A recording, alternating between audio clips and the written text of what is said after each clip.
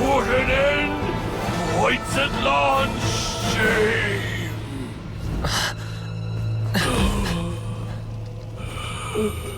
By past fuel and present flame, life marches ever on. Oh, Burkina, I must atone.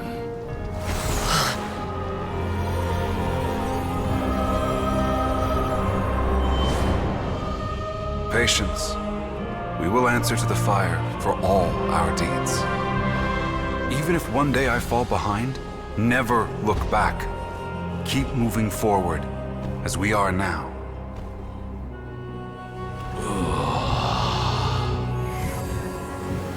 Live with your guilt and shame.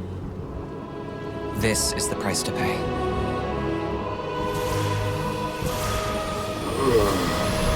Heir to the Turnfire, please use my ruined vessel to train the heroes of the future. The will of Kangamato will march ever on, till the abyss is stamped out.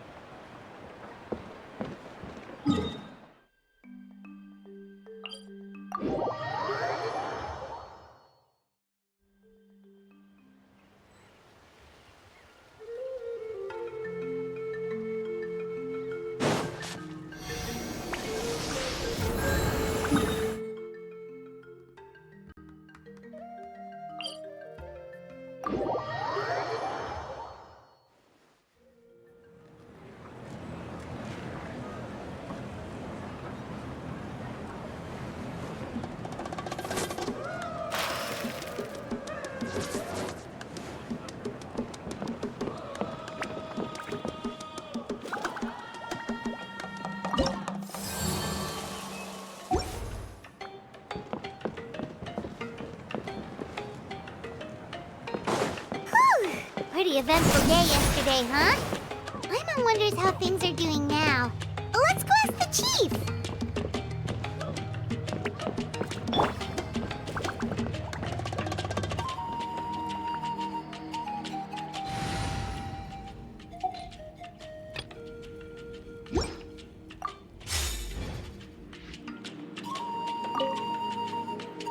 Traveler, you've come at just the right time. I have some good news for you. Trinidad's condition is stabilized. He suffered burns on much of his body, but we believe he'll survive. Guess that's the best news we could hope for. Paimon has to ask, is everyone in your tribe such a risk-taker? First Kinich, then Elder Trinidad? Is this the Scions of the Canopy's adventurous spirit in action? We're simply not afraid to charge ahead into the unknown. He's fine. Don't worry. He's gone to check on the Mountain King. Something most mysterious has happened. After the incident yesterday, a transparent shell has formed around the Mountain King's body. We don't understand the mechanism behind it, but the shell appears to insulate him against the influence of abyssal power. It is somewhat akin to a scab, in that it stops the abyssal energy within him from bleeding out, while also preventing further abyssal energy from seeping in and infecting him. We've never seen anything like it. The tribe's most senior elders believe it was caused when he was burned by the sacred flame, similar to the way burned wood becomes charcoal. I think their theory makes sense. After all, we've never thrown the Mountain King directly into the sacred flame before. Wow. So it's made a barrier against abyssal energy? That's a good thing, right? It's practically a miracle from what we've seen of it so far. It means that the Mountain King's level of abyssal energy is now stable. No longer will we need to perform an annual cleansing ceremony. Wow, that's amazing!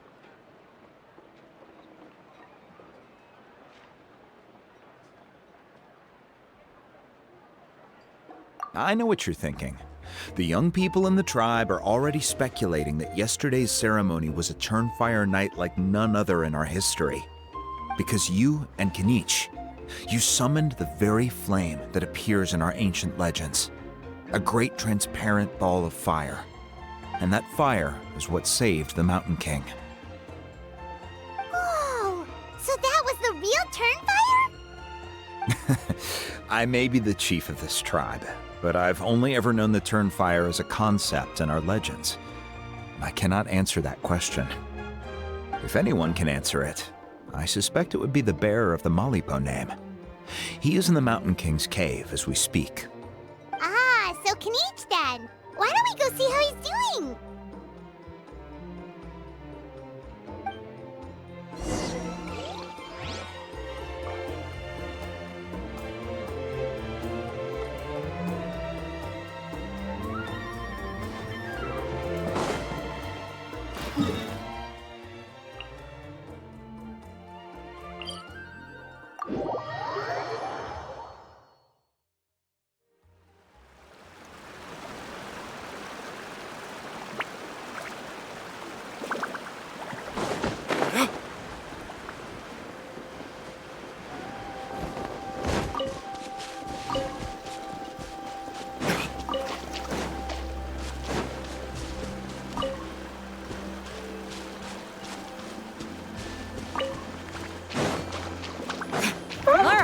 Let's finish this.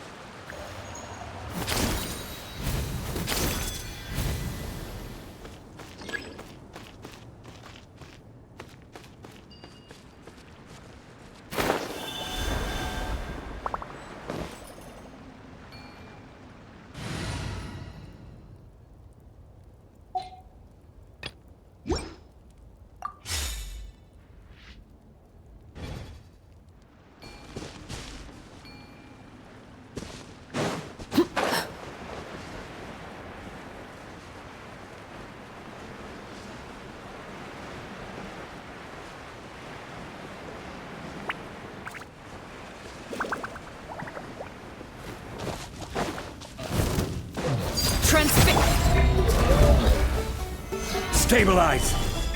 Let's ride! Let's shred,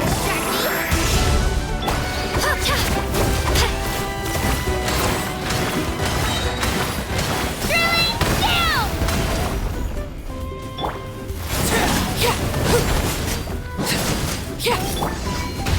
Solidify! Yeah! Carving way!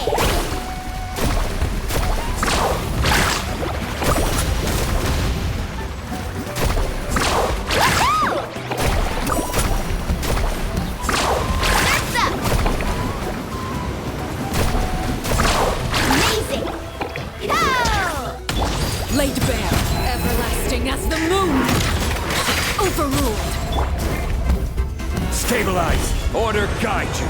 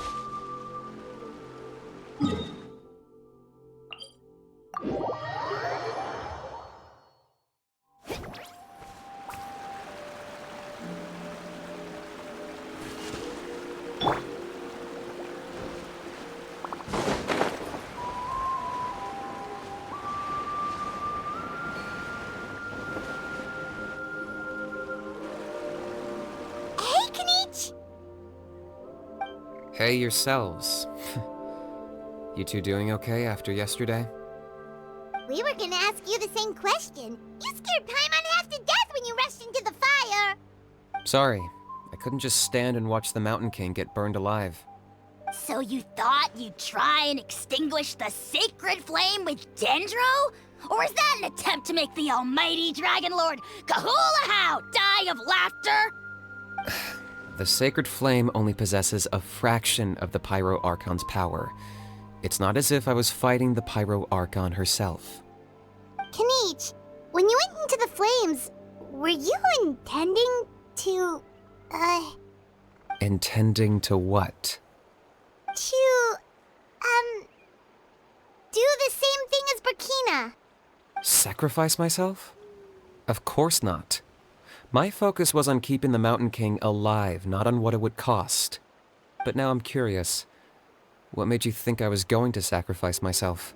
Well, because everyone's saying the Turnfire is what saved the king last night. And Ponche's theory was that summoning the Turnfire is a tit-for-tat exchange, right? So, Paimon thought you decided to pay for it with your life. So you've heard that rumor too. I'm afraid I can't say for sure. What happened yesterday was a first for me too. Well, even if you don't know, there's probably no one in the world who does. What I would say is, if that really was the power of the Turnfire, I'd sooner believe that the Mountain King summoned it himself. The Mountain King? Then, what price did he pay? The core meaning of price is not atonement or compensation, but what you're willing to give up in order to obtain what you want.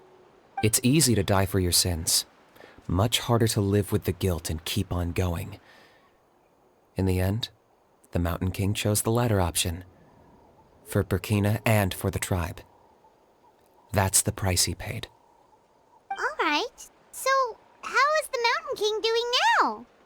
Health-wise, there's nothing to worry about. He'll enter a fighting stance whenever we set foot in his territory. But his attacks are gentler now and not as crazed as before. Like he said yesterday, he just intends to be a sparring partner for people to practice with.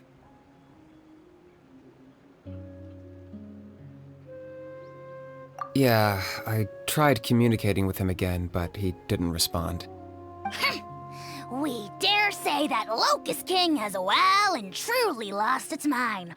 The lights are on, but nobody is home. Its body remains fighting fit thanks to the perverse power of the Abyss, but time has been less kind to its soul. It was ground to a pulp long ago. But we saw him come back to his senses yesterday. That was merely one last burst of brain activity before it croaked. As you humans would say, it went out with a bang. Oh, come on! Stop being such a doomer. Paimon bets the Mountain King has finally let go of the tragedies of the past now, and is focusing on moving forward. That's why he doesn't have time to chat with us. He's too busy thinking about the future. Well, at least it means my fellow tribespeople can move forward now, too. Thank you for your help, Traveler. I owe you one. Yeah, that's right. You caught Enjo for us, remember? But he ended up being completely useless. It's not a fair trade if you lost out. That's on him. It's not your fault he's useless. Besides, we're friends now. You don't owe us anything. Friends? But your friendship is an even more valuable gift. I can't in good conscience accept it for free. So promise me, if you need anything in the future, you'll come to me. For you, I'll do anything.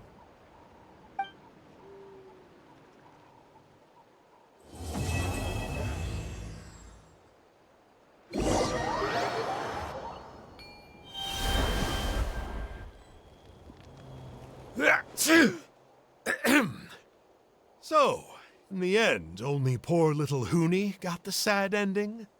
Yeah, everyone's happy except me. First Nana, then my dad. Why does everyone in my family have to suffer? Hoonie, it'll be okay. Your dad will get better soon. Toba, you're my friend, so I shouldn't say this to your face. But it was all the Mountain King's fault. Huh? Now hold your horses, kiddo. If you promise not to fight, Uncle Sanka will tell you a story. Okay, before you roll your eyes out of your skull, I promise you can trust me. I almost got my eyebrows burned off by the Turnfire after last time. That's why I came back, to make it up to you. All right, I'll just get to the point. Do you know what Uncle Sanka loves the most about your people? What? Your extreme sports. Huh? On my first day here, I got hit by someone falling out of the sky. I believe you call it bungee jumping? It's a dangerous sport, to be sure, but the courage it took to make the jump impressed the heck out of me. So, I introduced myself to the jumper, we made friends, and I even helped treat her wounds. Oh, such a nice friend. Of course. Anyway, the good times didn't last, because I got captured by a powerful foe, so we had to part ways for a while. In the hands of the enemy, I was scorned, scolded, and nearly given away as a gift. Oh, it was so humiliating. A horrible experience to look back on. Why does Uncle Sanka always have to suffer, I thought. So I feel your pain, Huni. I was in the same position. But in the end, I made it through, and I left all of those painful memories in the past. I even managed to reunite with my friend. Is that it? The moral of the story is to look forward in life, right? Yeah, we've heard that one millions of times. Sorry, Uncle Sanka, but you're not cut out to be a teacher. Very smart, Huni, but not quite smart enough. What I'm trying to tell you is that after I reunited with my friend, I found her injuries were all healed, but she really missed her family. So, I thought you might like to see her too. She's right behind you. Turn around and see. Another trick about not turning back? I'm not falling for that one again. Huh?